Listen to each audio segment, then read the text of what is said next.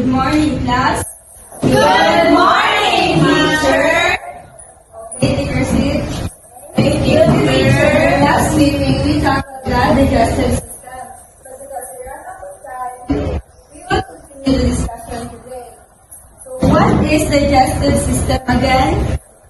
Okay, Rona. It is responsible for breaking down food, absorbing nutrients, and eliminating waste from the body. Okay, very good. It breaks down and absorbs nutrients from the food and liquids that we consume, and it also takes care of food waste. So what happens in the digestive process? The digestive process involves lots of steps and several stops as food and liquid move through your digestive system. Digestion starts even before you take the first bite of the food. When you see and smell food, your salivary glands get to work. They release saliva so you have some spit in your mouth to moisten food when you start chewing. Next is your chewed up foods move from your mouth to your esophagus. Your esophagus uses a process known as peristalsis to send food to your stomach.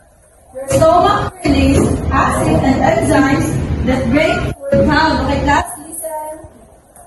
Next is your small intestine turns semi-solid food into fluid to absorb nutrients. Your pancreas and liver help by sending digestive juices to your small intestine. Your gallbladder contributes bile. And the final step is when your small intestine sends leftover food waste to your large intestine, that food waste becomes poop that leaves your body via your rectum and your anus, or what we call this one as butthole. Do you understand, class? Yes, ma'am. Okay, do you have any clarifications? None, teacher. And that concludes our lesson for today. Goodbye, class.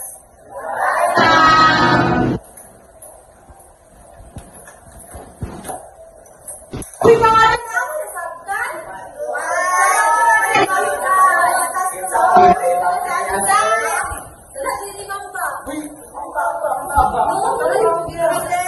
Very good teacher, Dad. Very good teacher.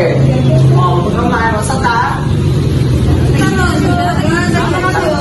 nag-video? Ano nag-video? Oh, di ba?